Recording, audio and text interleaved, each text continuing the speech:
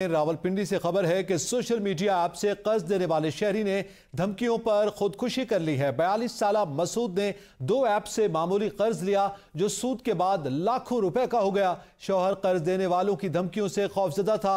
एहलिया का कानूनी कार्रवाई का मुतालबा सामने आया है। थाना रेस कोर्स में मुकदमा दर्ज किया गया है और मुलजमान को जल्द गिरफ्तार कर लिया जाएगा। यह मौक़िफ़ सामने आया है पुलिस का।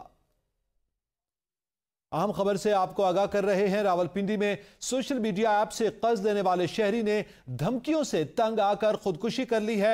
42 साला मसूद ने 2 ऐप से मामूली कर्ज लिया था जो सूद के बाद लाखों की मालियत तक चला गया था और उसके बाद मसूद ने खुदकुशी कर ली है।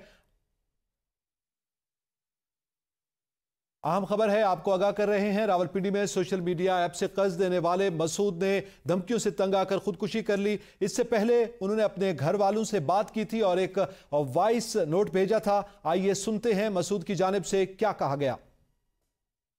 सॉरी जान, मुझे माफ कर देना। ना मैं आपके काबिल हूँ, ना मैं बच्चों के,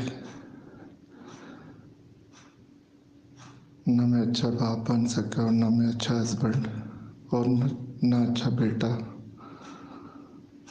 मैंने बहुत सारे लोगों के पैसे देने हैं सूद के, जो उन्होंने मेरा जीना हराम किया हुआ है। इसलिए मैं आपको बोल रहा था कि घर सेल कर देते, आपने बोला नहीं, घर नहीं सेल करना। मेरे पास और कोई ऑप्शन नहीं था। मुझे माफ़ कर देना। मेरा मोबाइल बंद रखना कम से कम 1 महीना और बाद में से मैं निकाल के फ़ोन मुनीब को दे देना। आई एम सो सॉरी, मुझे माफ़ कर देना। रावलपिंडी के मसूद की गुफ्तगू आप सुन रहे थे, जिसने खुदकुशी कर ली है। सोशल मीडिया ऐप से कर्ज देने वाले मसूद ने धमकियों से तंग आकर खुदकुशी की, जिसके बाद अपने घर वालों के लिए एक वॉइस नोट छोड़ा। इसके साथ साथ उनकी एहलिया का बयान भी सामने आया है। आइए सुनते हैं उनकी एहलिया का क्या मौक़िफ़ है। देने सूद के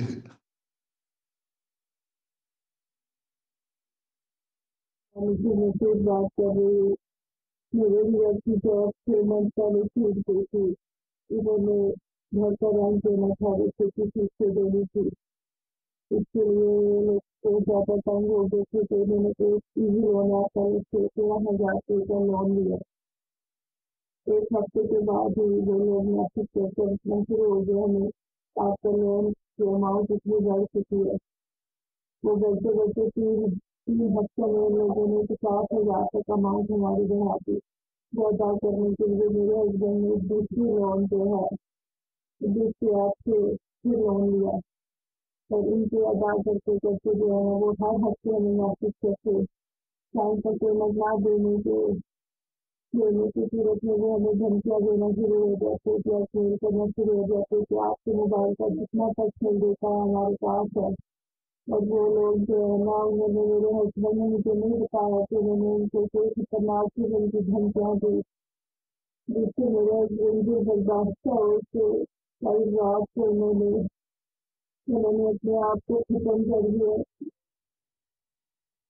मसूद की एहलिया का यह बयान सामने आया है। उनका कहना है कि उनके शौहर कर्ज लेने वालों की धमकियों से तंग थे, जिसके बायस खुदकुशी की गई है। आपको अहम खबर से आगाह कर रहे हैं। रावलपिंडी में यह वाकया पेश आया। सोशल मीडिया ऐप से कर्ज लेने वाले मसूद ने धमकियों से तंग आकर खुदकुशी की है। इस हवाले से मजीद तफसीलात जानेंगे अपने रिपोर्टर मलिक इमरान से।